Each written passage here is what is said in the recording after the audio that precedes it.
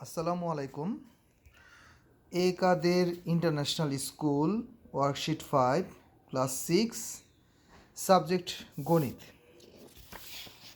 সঙ্গে আছি Badrul Alam Kibria, BSc honours, MSc chemistry. Worksheet 5, ষষ্ঠ শ্রেণীর পাটিগণিত 1.5, উদাহরণ 5 করার জন্যে ইনস্ট্রাকশন দেয়া আছে। উদাহরণ 5, কোন বৃহত্তম সংখ্যা দিয়ে এই ভগ্নাংশগুলোকে ভাগ করলে প্রত্যেক ক্ষেত্রে ভাগফল পূর্ণ সংখ্যা হবে। অর্থাৎ উদাহরণ 5 থেকে আমরা বুঝতে পারছি আমাদের একটি সংখ্যা নির্ণয় করতে হবে যাকে দিয়ে এই প্রত্যেকটি সংখ্যাকে ভাগ করতে হবে।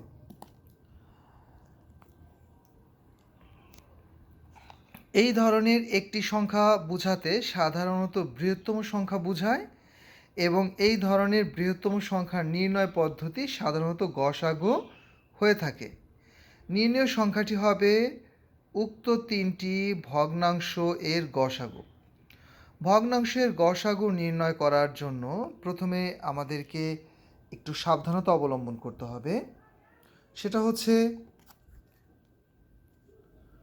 উপরে লব রয়েছে 5, 7, কিন্তু আমি এই 7কে কিন্তু পরিবর্তন করে নিতে হবে, কারণ এটা হচ্ছে মিশ্র ভগ্নাংশ। তো আমরা দেখি কিভাবে এই ভগ্নাংশটা পরিবর্তন করা যায়।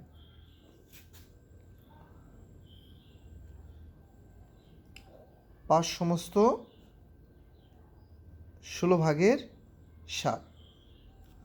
সম্পর্কটি হচ্ছে গুণ করে যোগ। আবার দেখবেন সম্পর্কটি হচ্ছে গুণ করে যোগ। তো আমরা 5 গুণ 16 যোগ 7 করতে পারি।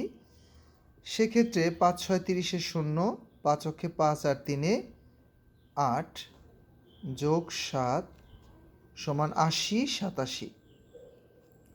তাহলে মিশ্র ভগ্নাংশটা এখন কি রূপে দাঁড়াবে? মিশ্র ভগ্নাংশটি দাঁড়াবে হচ্ছে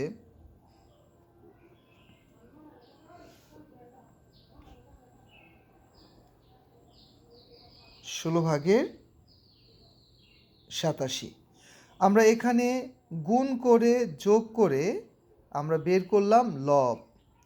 তো লব হলো 87, আমরা 87 লিখে নিলাম, আর হর 16 ছিল, সেই 16ই থাকবে। তো আমরা মূল বইয়ের অঙ্কে ফিরে আসি। এখানে মিশ্র ভগ্নাংশর সমাধান করেছে কিন্তু প্রক্রিয়াটি দেখায়নি, আমি উল্লেখ করে দিলাম। এবার তিনটি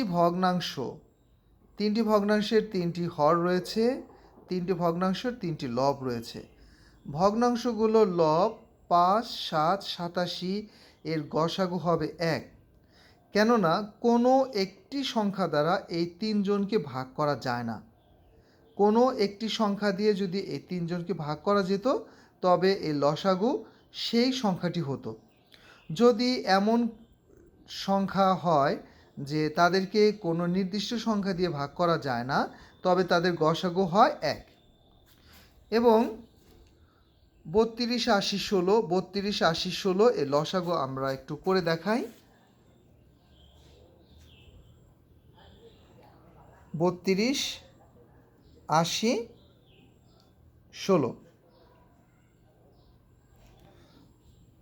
দেখবেন প্রথমে 2 দিয়ে ভাগ করা যায় কিনা। 2, 16 দুগুণে 32, 40 দুগুণে 80, 8 দুগুণে 16। আবারও দেখি 2 দ্বারা ভাগ করা যায় কিনা। 8 দুগুণে 16, 20 দুগুণে 40, 4 দুগুণে 8। আবার দেখি 2 দ্বারা ভাগ করা যায় কিনা। 4 দুগুণে 8, 10 দুগুণে 20, 2 দুগুণে 4। আবারও দেখব 2, 5, 1। এখন দেখেন যে এখানে 2, এখানে 5 এবং এখানে 1। তো এখন এমন কোনো সংখ্যা পাচ্ছি না যে কমপক্ষে 2টি সংখ্যাকে আমরা ভাগ করতে পারি। তার জন্য এখানে আমাদের স্টেপটা থেমে যাবে এবং আমরা লসাগু নির্ণয়ের জন্য এভাবে গুণ করব। সুতরাং লসাগু। কতগুলো 2 রয়েছে আমরা কাউন্ট করি। 1 2 3 4 5। 1 2 3 4 5। তারপর রয়েছে 5। তো এটা খুব সহজে হিসাব করা যায়। 5 দুগুণে 10, 10 দুগুণে 20, 20 দুগুণে 40, 40 দুগুণে 80, 80 দুগুণে 160। তাহলে আমরা 160 পেলাম লসাগু। তাহলে ভগ্নাংশগুলোর গসাগু বের করার জন্য আমরা লবগুলোর গসাগু উপরে নিব আর হরগুলোর লসাগু নিচে নিব। আমরা লবগুলোর গসাগু পেয়েছি 1, হরগুলোর লসাগু পেয়েছি 160। নির্ণেয় বৃহত্তম সংখ্যা হচ্ছে 160/1। ভগ্নাংশের গসাগু নির্ণয়ের জন্য আমরা 1.1 সাথে একটি আলোচনা রয়েছে, যে আলোচনার আমরা একটি সারমর্ম আপনাদের উল্লেখ করে বলছি। প্রদত্ত ভগ্নাংশগুলোর গসাগু বের করতে হলে, মানে ভগ্নাংশগুলোর গসাগু বের করতে হলে আমাকে লবগুলোর গসাগু বের করতে হবে, হরগুলোর লসাগু বের করতে হবে। দেখবেন আমরা 5 নম্বর উদাহরণে ভগ্নাংশগুলোর গসাগু বের করতে যে লবগুলোর গসাগু 1 বের করেছি, হরগুলোর লসাগু 160 বের করেছি। এইভাবে আমরা নির্ণেয় বৃহত্তম সংখ্যা 160/1 নির্ণয় করেছি। এখন আমরা একই ধরনের উদাহরণ 6, যা এটি আলাপ করলে আপনাদের বিষয়টা আরও পরিষ্কার হবে বলে আমি বিবেচনা করছি, যার জন্য আমি এটা আপনাদের সাথে আলোচনা করব এমনটি প্রত্যয় করেছি। কোন ক্ষুদ্রতম সংখ্যা দ্বারা বিভাজ্য, মানে কোন সংখ্যাটি 7/7 সমস্ত 5/1, 2 সমস্ত 25/22, 5 সমস্ত 25/19 দ্বারা বিভাজ্য।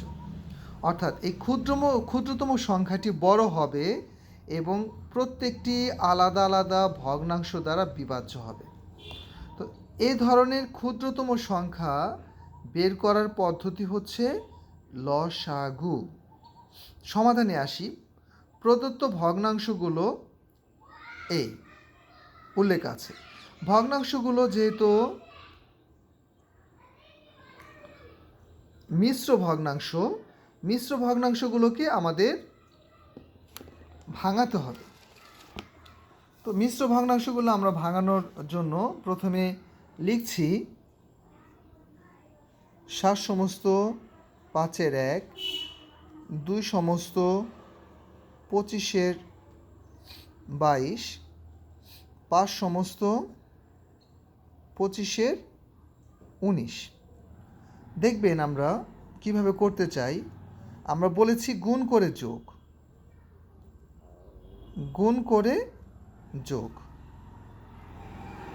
তাহলে গুণ করে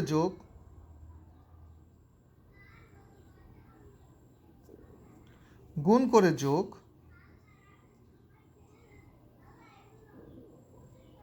তো আসি আমরা 5 × 35 আর 36, 25 দুগুণে 50, 70, 50, 60, 70, 72, 5 25 125 যোগ 19, 4 হাতে আছে 1, 4 1, 144। তাহলে আমরা দেখালাম যে এটা কিভাবে হবে। আমি আগের 6 নম্বর অঙ্কে বলেছি যে গুণ করে যোগ দিয়ে আমরা যে সংখ্যাগুলো পাচ্ছি সেটা হচ্ছে আমাদের লব। তাহলে ভগ্নাংশগুলো কি হচ্ছে? ভগ্নাংশগুলো হচ্ছে 5/36, 25/22, 72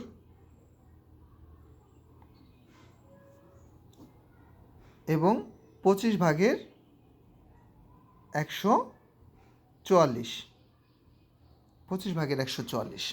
তো আমরা মূল অঙ্কে ফিরে আসি।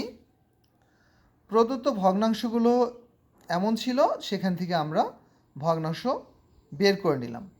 নির্ণেয় ক্ষুদ্রতম সংখ্যাটি হবে, যেহেতু ক্ষুদ্রতম সংখ্যা বের করতে বলেছে, তাহলে এই ভগ্নাংশগুলোর লসাগু বের করতে হবে। ঠিক আছে, ভগ্নাংশগুলোর লব, আমরা ভগ্নাংশগুলোর নতুন লব পেয়েছি 36, 72, 144। এই ভগ্নাংশগুলোর লবগুলোর আমরা লসাগু বের করব। কিন্তু আমরা উদাহরণ 5, যেখানে আমরা বৃহত্তম সংখ্যা বের করতে চেয়েছিলাম, সেখানে কিন্তু লবগুলোর গসাগু বের করেছিলাম। আবার দেখবেন ভগ্নাংশের হর, এগুলোর গসাগু বের করতে হবে। কিন্তু আপনাদের মনে আছে উদাহরণ 5, যেখানে আমরা হরগুলো লসাগু বের করেছিলাম। বিষয়টা কিন্তু পরস্পরভাবে মনে রাখার বিষয়। তুলনামূলকভাবে আলোচনা করে যদি আপনি মনে রাখেন, তাহলে আপনার ভুল হওয়ার সম্ভাবনা কমে যাবে। এটাকে বলে তুলনামূলকভাবে আলোচনা। তো এই ভগ্নাংশগুলোর লব 36, 72, 144-এর লসাগু হচ্ছে 144, কারণ 36 144-এর মধ্যে যায়, 72 144-এর মধ্যে যায়, তার জন্য 144 হচ্ছে লসাগু। 5, 25 এবং 25-এর গসাগু হচ্ছে 5, কারণ হচ্ছে 5 হচ্ছে এদের মধ্যে কমন সংখ্যা। 5 25-এর মধ্যেও আছে, 5 এই 25-এর মধ্যেও আছে। তবে আমরা এটা একটু করে দেখাই।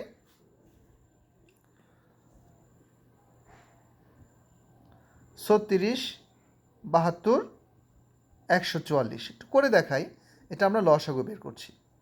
প্রথমে 1 দিয়ে তো সবার মধ্যেই যায়, আমরা 2 দিয়ে করছি। 18 দুগুণে 36, 72 3 দুগুণে 6, 6 দুগুণে 12, 7 দুগুণে 14, 2। আবারও 2 দিয়ে যাচ্ছে, 9 দুগুণে 18, 18 দুগুণে 36, 3 দুগুণে 6, 6 দুগুণে 12।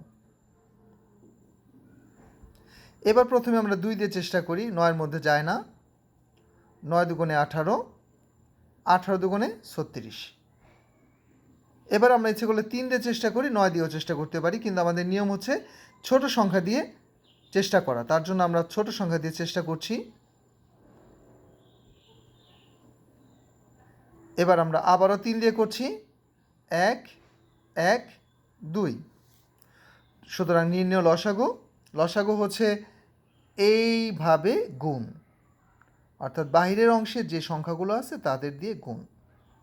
2 গুণ 2 গুণ 2 গুণ 3 গুণ 3 গুণ 2। ঠিক আছে, তো আমরা কী পেতে পারি? সহজভাবে কি করা যায়? 3 দুগুণে 6, 3 6 18, এখানে পেলাম আমরা 18। 2 দুগুণে 4, 4 দুগুণে 8, এখানে পেলাম আমরা 8, অর্থাৎ 8 গুণ 18। 8 8 64, 4 হাতে আছে 6, 8 অক্ষে 8 আর 6 হচ্ছে 14, 144। তো এখন আমরা 5 25 এবং 25-এর 5 25 এবং 25-এর গসাগু নির্ণয় করব। আমরা একই পদ্ধতিতে করব, কিন্তু গসাগু আর লসাগু সমাধান অংশে সামান্য একটু পার্থক্য আছে। এখানে 5 দিয়ে যাচ্ছে একবার, 5 যাচ্ছে 5 বার। হ্যাঁ, যদি এমন দুইটি সংখ্যা পাওয়া যায় যাদের মধ্যে ভাগ যাবে, তাহলে সেই সংখ্যাটা আমরা নিব। 5 যায় না, 5 একবার যায়, 5 একবার যায়। তো আমরা এইটুকু হচ্ছে গসাগু, অর্থাৎ গসাগুদের নিচের অংশটা আমরা গুণ করব না, যাই থাক।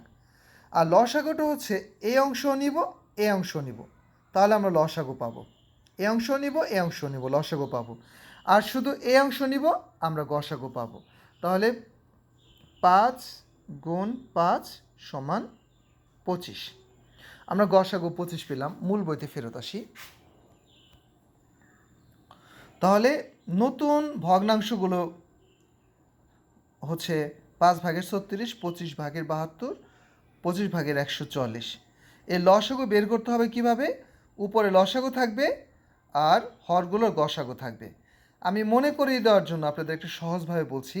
লসাগু দেখেন উপরে লসাগু, দেখেন গসাগু, দেখেন উপরে গসাগু।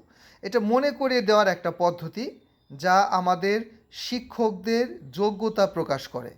গসাগুর জন্য উপরে গসাগু দেখছি, লসাগু অংশে দেখেন নিচে লসাগু আমরা, উপরে লসাগু আমরা দেখতে পাচ্ছি। লসাগুর ক্ষেত্রে উপরে লসাগু, গসাগুর ক্ষেত্রে উপরে গসাগু। এটা মনে রাখার একটা টেকনিক আপনার জীবনকে পরিবর্তন করে দেবে।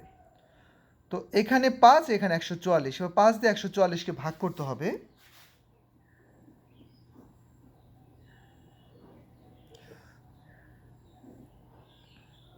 5 গেল 2 বার, 10 নিয়ে আসলাম 4 কেটে,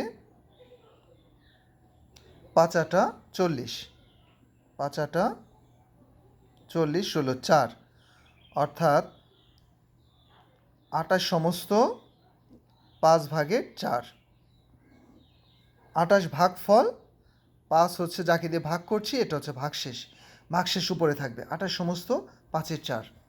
তো আমরা মূল বইতে যেয়ে দেখি 28 সমস্ত 5/4। তো নির্ণয় ক্ষুদ্রতম সংখ্যাটি হচ্ছে 28 সমস্ত 5/4। তো সুপ্রিয় বন্ধুরা, আমার ভালোবাসার শিক্ষার্থীরা, সম্মানিত অভিভাবকরা, এভাবে গুরুত্ব সহকারে আপনি একটি বা দুইটি অঙ্ক ভালো মতো বুঝতে পারলে আপনার এই যোগ্যতা আপনাকে সামনে আরও উন্নত পর্যায়ে নিয়ে যাবে বলে আমি বিশ্বাস করি। স্কুলের সঙ্গে থাকুন, নিয়মিত 5 থেকে 6 ঘন্টা পড়াশোনা করুন, ধর্মীয় অনুশাসন মেনে চলুন, সম্ভব হলে স্কুলের বেতন পরিশোধের জন্য চেষ্টা করবেন। আপনাদের সবাইকে ধন্যবাদ। আমি সঙ্গে ছিলাম বদরুল আলম কিবরিয়া। আপনাদের কাছে দোয়া এবং আপনাদের সহযোগিতা প্রার্থনা করি। আসসালামু আলাইকুম।